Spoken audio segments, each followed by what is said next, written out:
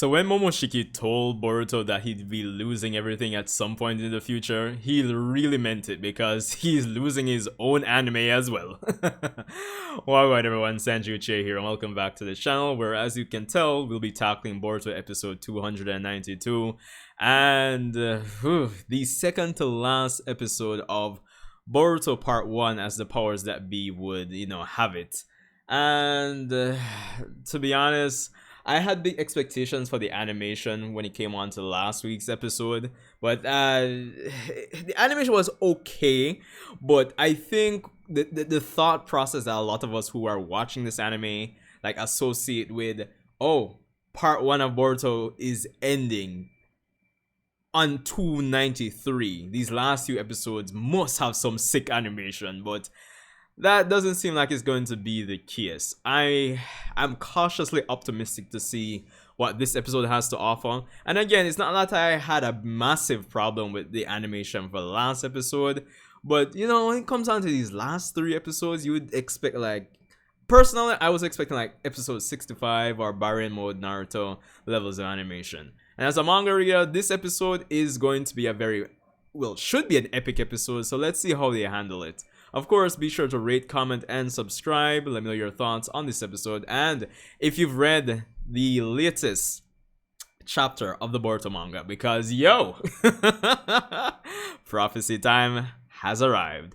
And I'm kind of in this auto order. I did do my reaction stream to the chapter yesterday, but I'll do my concise review and put that up probably for Tuesday, which it should be tomorrow when this video, yeah, it should be tomorrow, which is Tuesday, after this video goes up on Monday, hopefully. So, yeah.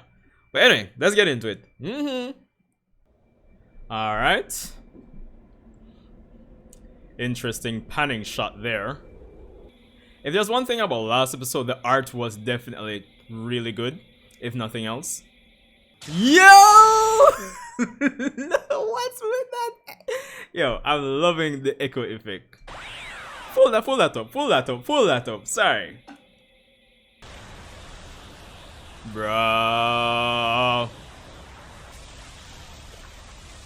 How cool it looks, someone? What's with how cool it looks? Could really feel the impact of that one. Listen.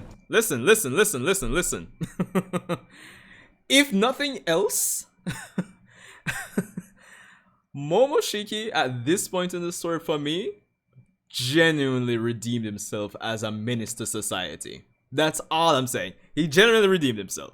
The man just has this presence on the screen once he takes over Boruto's body here. I love the echo effect they decided to go with. Man says spammage!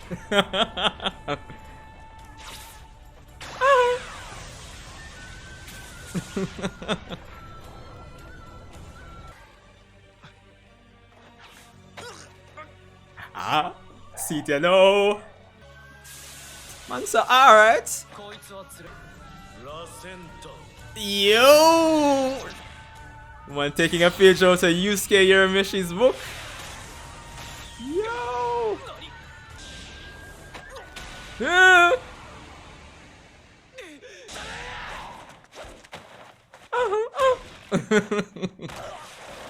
Sorry, Kawaki, just now I gotta cut the mustard with this one, bro. Alright, the wisdom of age, man, is here.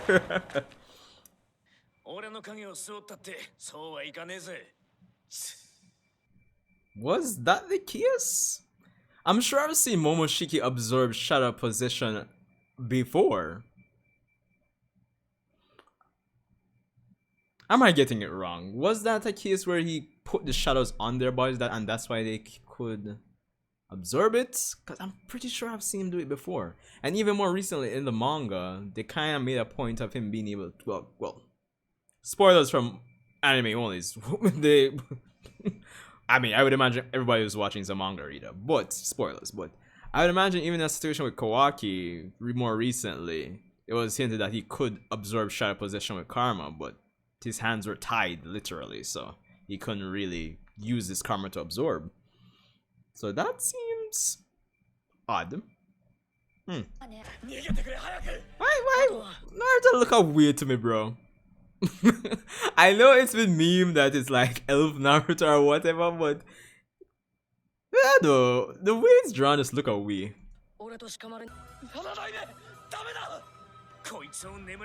Loving Kawaki's voice actor's performance right now. Just come onto the field and already captured. Wow. Complete menace to society, bro. Tatakai, man.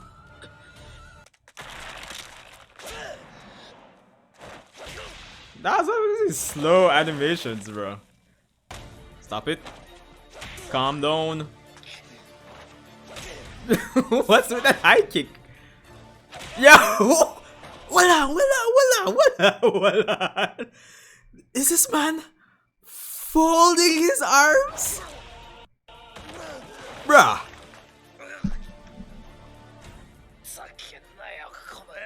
No, bro. The disrespect, brother. If there's one thing I love about this episode so far is just the impact. Like the Razengans, they feel like actual massive Razengans. Yes, sir. The man is back in action. Karma level 2. I love the OST they're playing with the kind of digital sounds to it. Very appropriate, I would say. Yo, Momoshiki just look fresh. And Kawaki.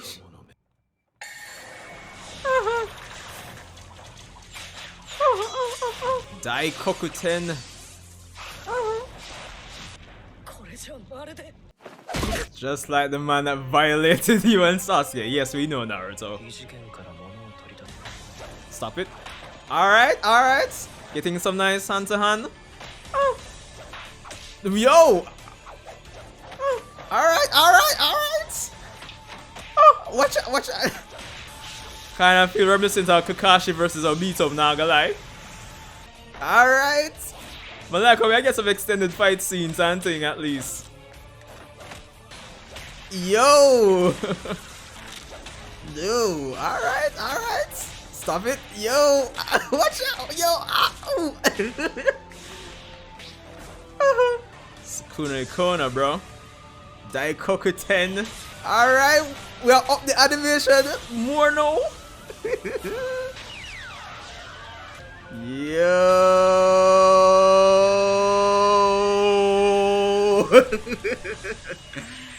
Yes, sir. Man, I bring out the pillars, brother. Naruto for the save in the last second. You know, like Kawaki look fresh.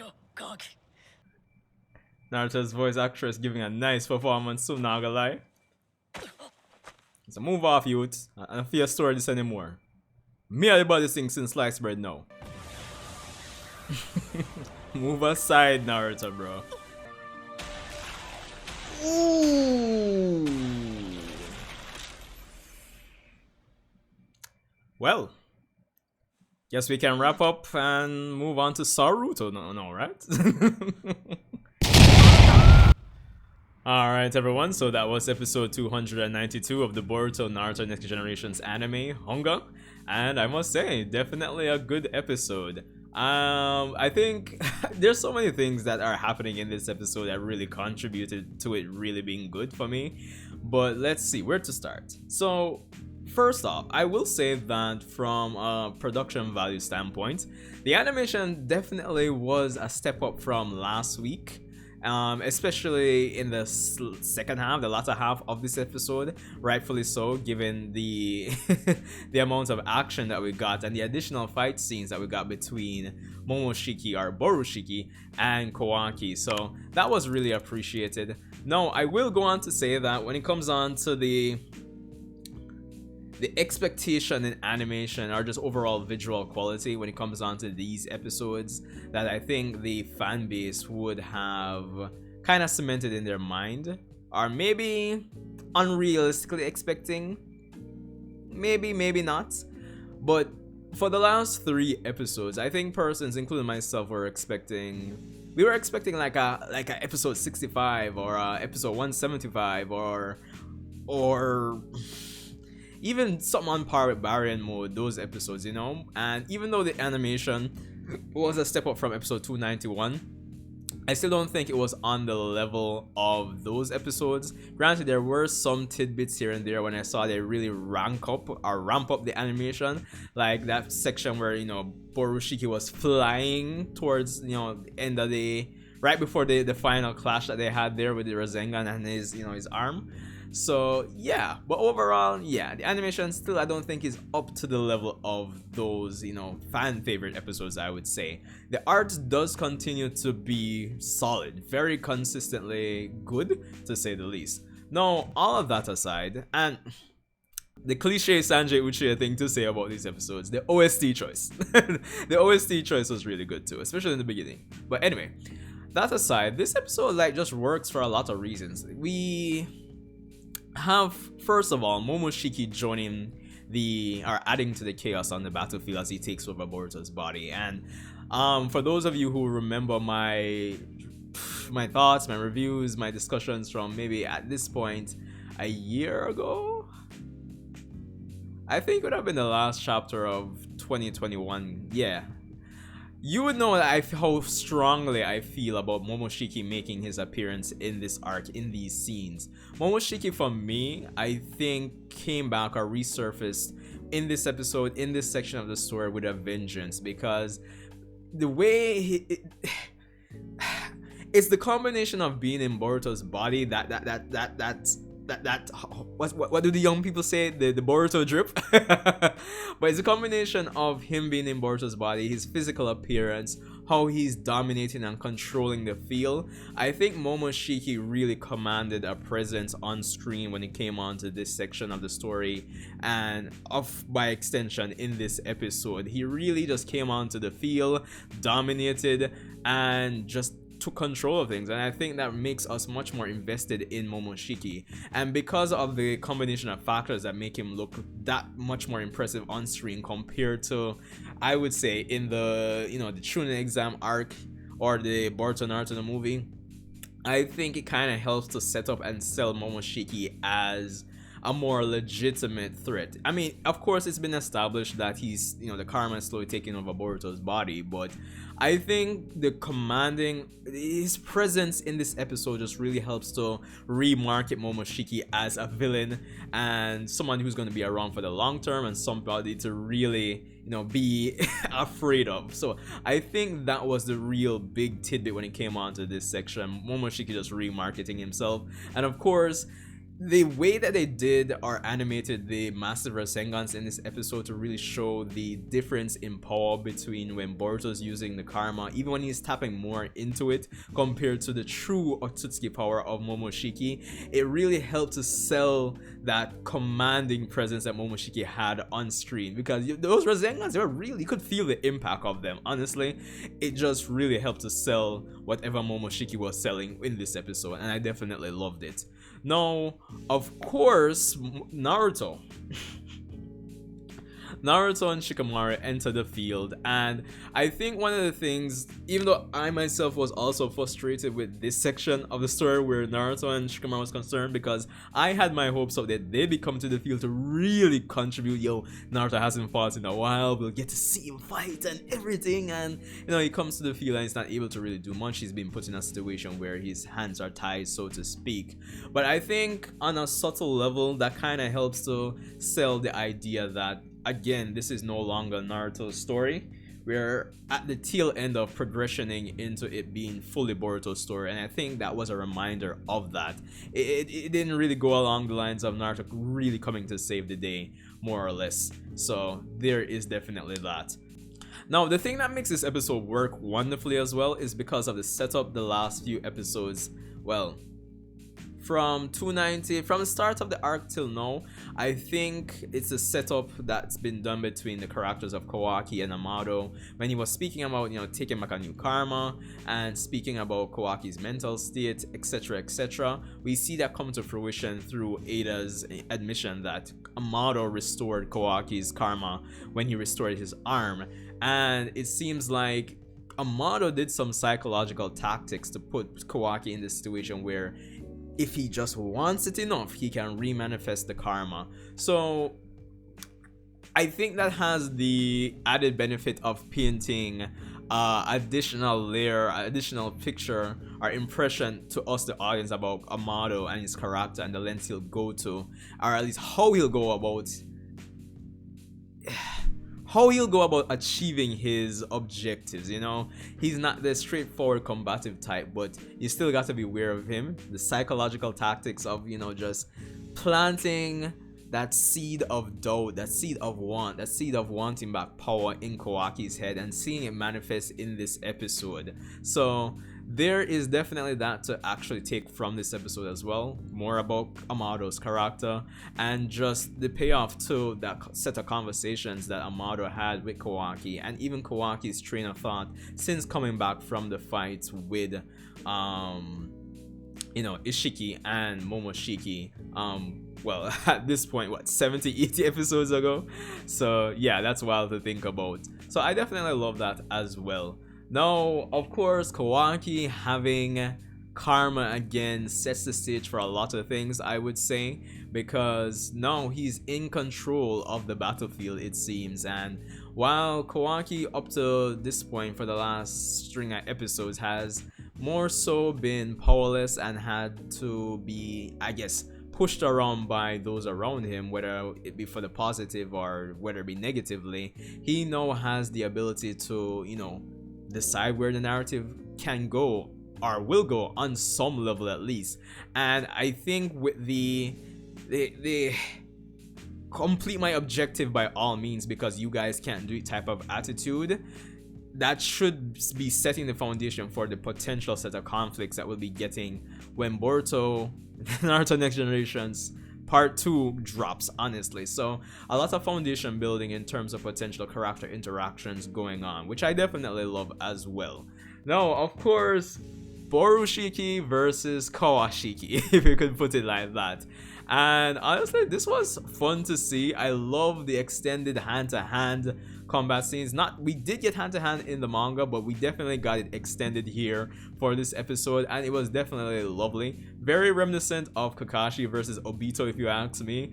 Yo, it was just going, bro. I love how it was just going. Like, just imagine if they had like even, I don't know, 4 to 6 more months just to work on this that exchange, honestly. So it was beautiful. I loved it, and it really helped to, I guess, sell. Like, I think with how the arc has been going, persons have been really looking forward to an awesome action sequence, something to really look back on this arc on, like action sequence wise, and this will definitely be it when it comes on to this arc. Honestly, it was, as I said, it wasn't the best, it wasn't on the same level as episode 65 or, you know, your Baryon mode per se, but yo, it definitely has rewatch quality. That's what I firmly believe. You know, you'll be able to go on YouTube and person will be rewatching that scene time and time again after they've watched episode 65 Naruto and Sasuke versus Momoshiki for the 100th time or 1,000,000th time at this point. So that's the cool thing about it, rewatch value, which I definitely love. And the choreography also top notch, definitely loved it. So yeah, of course Naruto does come in at the end there to basically save you know, Boruto. And with the conversation, I definitely love the voice actress performance for Naruto in terms of, yo, it's my son, you can't do that, how far are you willing to go, Kawaki? I love the performance that we're getting here. And of course, similar to what I was saying before, or alluding to, with them potentially setting the foundation for certain conflicts that are to come because of how Kawaki's attitude is and what he's, you know, he's just, let's get it done. We see more of that seep out, and we see that, and I think Shikamaru and Amado have spoken about this already in terms of Kawaki's quote-unquote love for Naruto and how it seems a bit toxic, like madness, you know. And we see that kind of shine through more so in this episode, especially when Kawaki has the power to dictate what happens. We see more in terms of Kawaki's character. And we see that genuine desire to protect him with his frustrations when Naruto just came to the field. But, like, if you really analyze the nuance of it, you can see that this can be a negative, and I think that's what this episode really helped to sell as well. I definitely loved it. All awesome tidbits here. And of course, Boruto making the ultimate sacrifice and letting Kawaki kill him. So, yeah. So, where does it go from here? The final episode, well, should be interesting, to say the least. But all in all, I thought this was a solid episode from, you know, the art being solid, the OST choice, the voice actor's performance being solid, the animation, while not being at its highest it could be, still, you know, still satisfactory to say the least.